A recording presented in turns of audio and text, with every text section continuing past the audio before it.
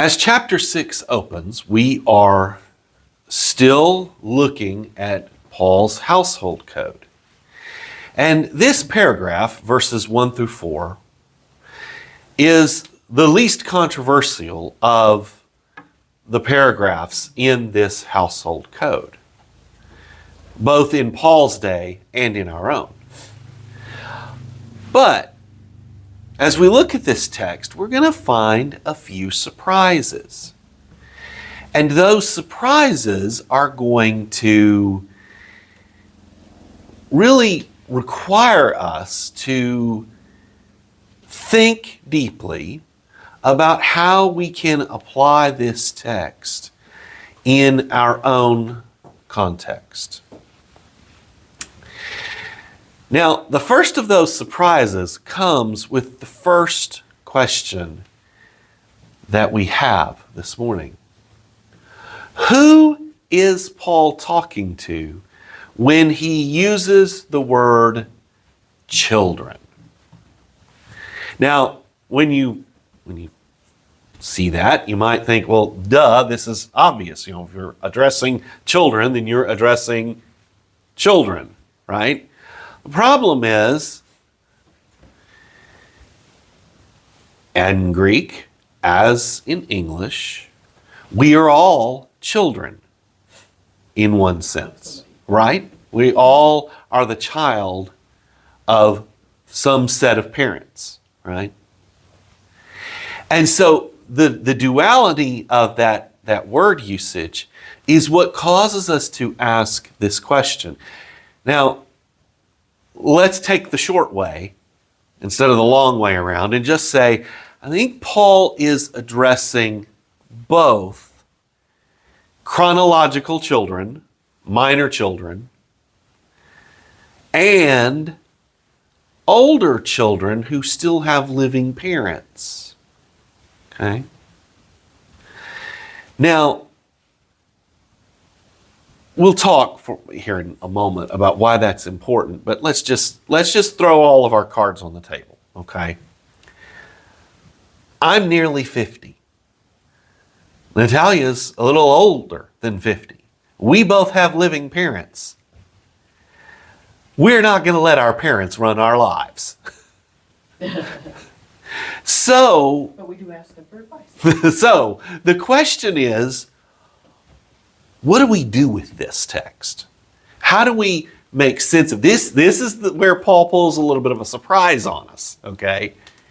How do we make sense of this text in a world that's very different than the one that Paul lived in? So, as we turn our attention to what Paul actually says to children, let's unpack what I just said a little bit, okay? You know, how does the ancient world think of children? Well, you know, parents are parents, wherever they're at. They love their kids, right? It's almost, you know, it is biologically encoded in us to love our children. And yet, different societies have different attitudes towards children. In the ancient world, adult children lived in the shadow of their living parents. You know, we talked about this a few weeks ago. The true head of the household is the oldest living male. And so, and you know, that's certainly a Roman perspective, but even in Jewish society where they have more of this father and mother pair in mind because of the way that the Ten Commandments are written, even there, you know, if mom's still alive, she has a disproportionate amount of influence. Paul will explain to us why that is in a moment. Adult children lived in the shadow of their parents. And that was the way that it was in a lot of societies until the modern period. Remember, the you know, 1 or 2 generational nuclear family, as far as a housing unit, is a relatively new thing. Okay? But at the same time, we also have to remember that when Paul is addressing adult children, most of those children are probably going to be under the age of 25. Life expectancies are so different, and just marital practices are different, and everything is so different that, it was very uncommon to have somebody in your church who was as old as I am and still had living parents. So, but what about little children? Because it's a little countercultural to us for Paul to address adult children, right? But it was countercultural in Paul's day for Paul to address minor children. And yet that does seem to be what he is doing here. Very often, minor children were either not spoken of in public or were disparaged in public. You even see it in writings from the classical period, and all the way up to Augustine. Augustine loved to use infants as an example of human selfishness. And sometimes you just want to say, Augustine, brother, grow up a little bit. It's called development. Get over yourself. But for him, children display many of the worst characteristics of human beings. And sometimes we agree with Augustine more than we want to admit, right? But Paul is actually treating these children as responsible moral agents, as people who can at least make this decision. I'm going to do what mom and dad say. Now, one other point that we want to kind of make here at the outset, just to kind of frame this whole discussion. There was a lively debate in the first century about parenting styles and about whether you should discipline your children harshly or whether that was actually counterproductive. The more things change, the more they stay the same, right? We're still having that argument. So this is nothing new. And all of that is kind of swirling in the background as Paul says to children, obey your parents in the Lord. Now, why does he tell children to do this? Why is this Paul's instruction? Is it because your parents know better and you just, you'll mess up your life? That's not what Paul says. It might be in the back of his mind, but it's not what he says. There are lots of reasons that Paul could have given, but he really gives two. One is that it's biblical, and the other is that it is the prerequisite for receiving a promise. God promised to do good to those who live according to their parents' guidance. This is Paul's way for ensuring, because it's the Old Testament's way, of ensuring that faith is passed from one generation to the next. It is a mutually reinforcing culture where faith gives legitimacy to the family and the family reinforces the faith. Okay? It's a very old model, and Paul has this model in mind. And Paul believes that living in this way will in fact benefit people, will in fact save them from a lot of pain and heartache.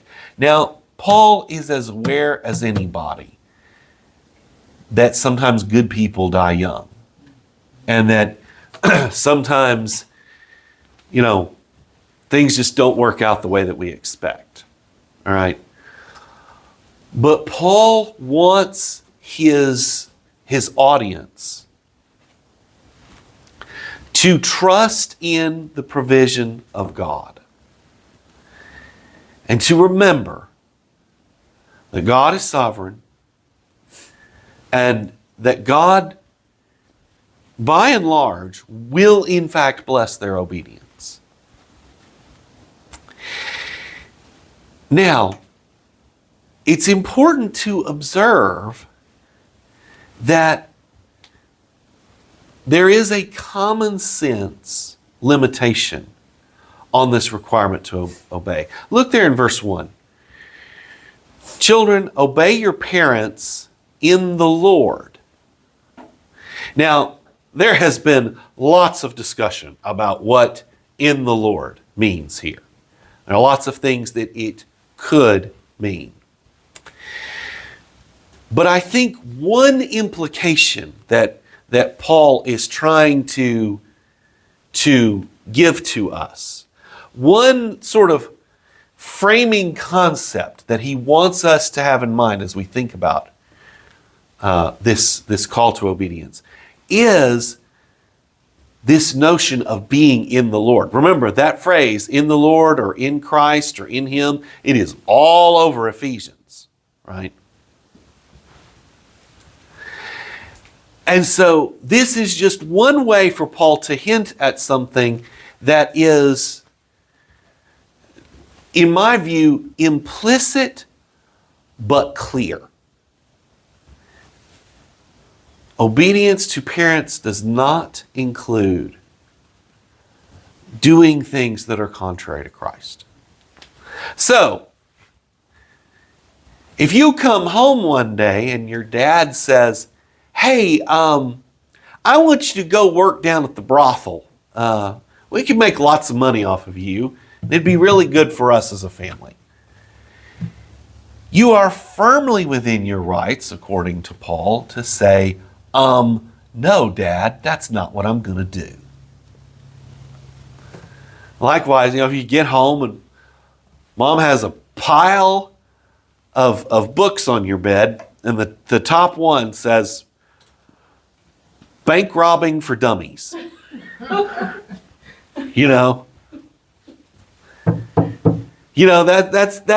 the time, even as a 15, 16-year-old, where it's time to say, "Mom, we need to have a talk. I love you, but I ain't doing this."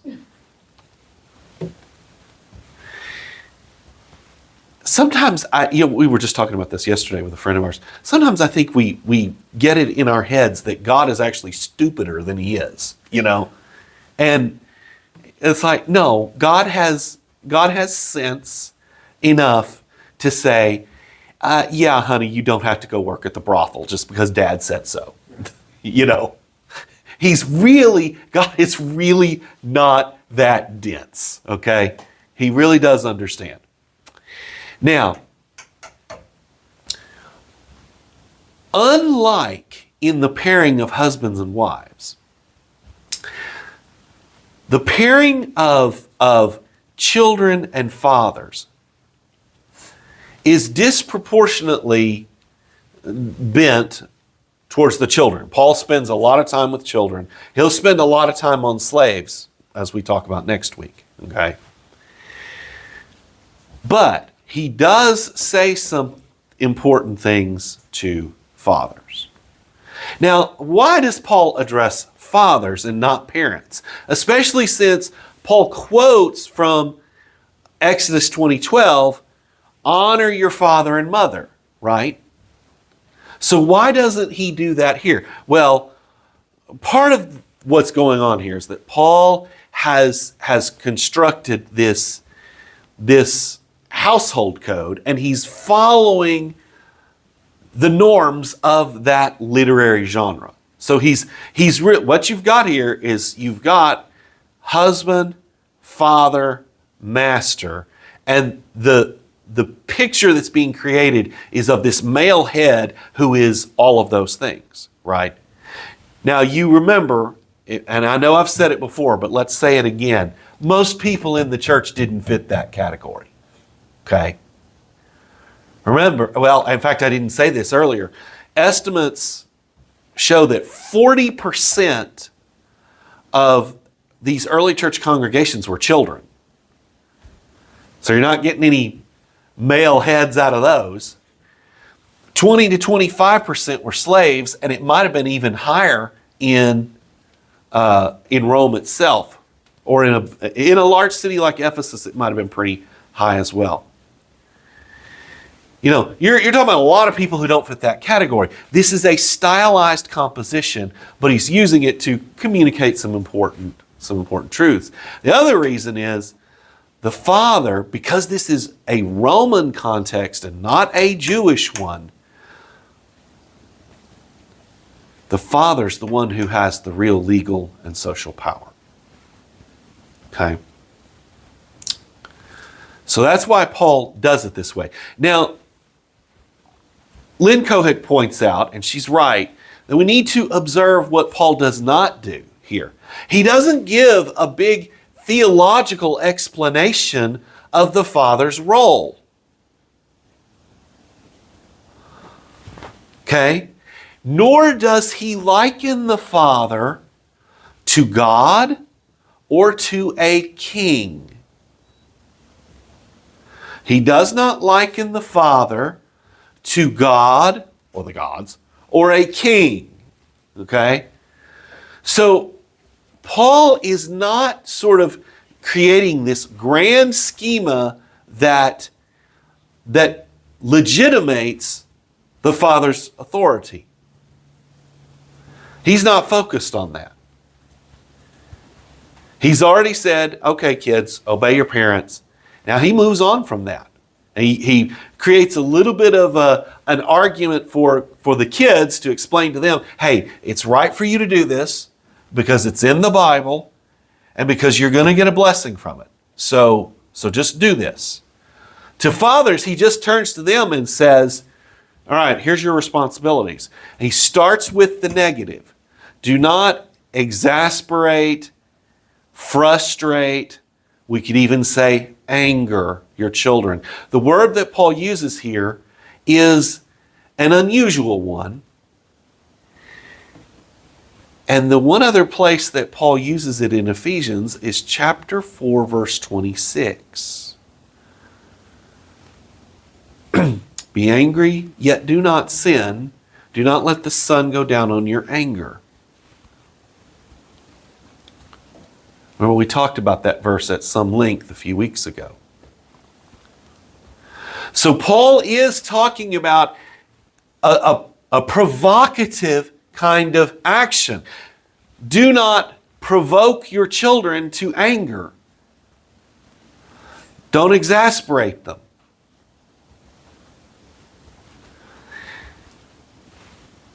Don't antagonize them. Now, that's a limitation on the Father's power already. Okay? What he tells fathers to do both limits and directs their power even more. What does he tell them to do? He says for them to disciple their children in the Lord. And he uses two words. Different translations render them in different ways, but he says, to bring them up in the discipline and instruction of the Lord. He's really talking about this process of both educating and training, giving knowledge, but also giving skills and experiences, giving them habits that build virtue, right? That's to be the focus of their activities. Now, let's stop here and make some application. That means that our parental focus is not on our child's happiness. It is also not on their worldly success. You don't see it as much out here in rural contexts, but in urban churches, there is a significant pressure on parents to pull their kids out of church activities and have them in all of these other extracurricular activities, whether it be traveling sports teams or dance or music lessons and such things. And some of that can actually support Christian discipleship or give them skills that the church will need later on. But some of it really is superfluous, and it puts a lot of pressure on the kids themselves.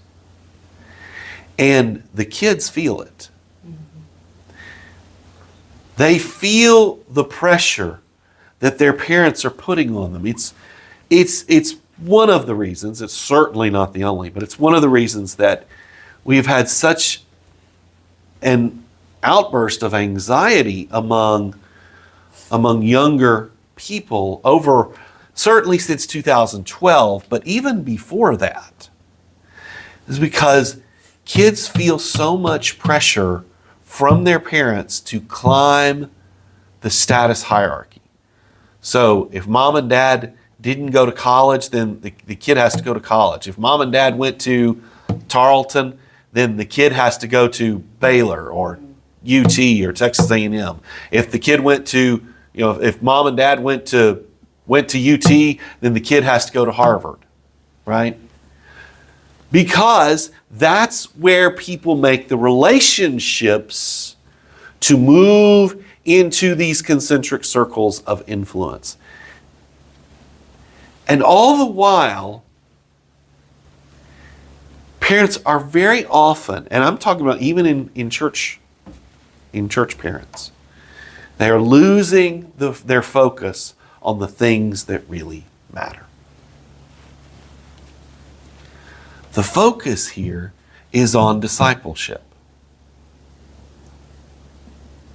Now, let's make one other observation before we close. That command, don't exasperate your children, that's not a universal thing either. So, if your kid comes home and says, hey, Dad, I've got an idea. I think I'll go down and work at the brothel. You're perfectly within your right to completely and utterly frustrate them. In fact, that's your job.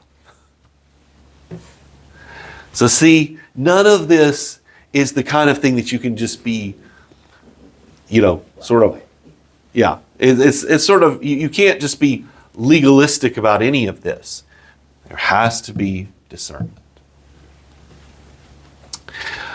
So, let's close by acknowledging that this is going to be a little bit countercultural because, yes, I actually think that Paul is mostly speaking to minor children here. But he is also speaking to what we might describe as emerging adults, those people from, say, 15, 16 up to 24, 25. And he's saying to them and to us, hey, look, obedience is not a bad thing. Notice the word here is not submission. It's not just about deference. I mean, we have seen it even in a church this small, where young people have disregarded the advice of not only their parents, but other older church members and including their pastor to go their own way. And it hasn't always worked out very well for them. Look, we live in a culture that is built upon stories about, oh, Dad wanted me to be a lawyer when I just really wanted to be an artist. Our culture is built on stories like that. And we value the independence of the individual. The stories we don't tell are of those kids who went a different way unsuccessfully.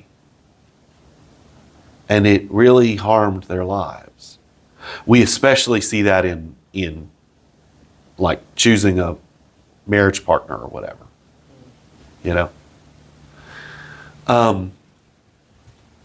What Paul is trying to say is, look, Obedience is not a vice. Sometimes it's a virtue. And it's one that we need to cultivate. Now, I confess to you, I have my struggles with Paul on this one, because I like to be in control of my own life. Thank you very much. But Paul's right. And one of the ways that we model a different way of living is when we help people to see that the practice of obedience is also a practice of self-denial. It's a practice of understanding the world is not about me. It's about something bigger than me. It's about my family. It's about this church. It's about my community. It's about Christ. Let us pray.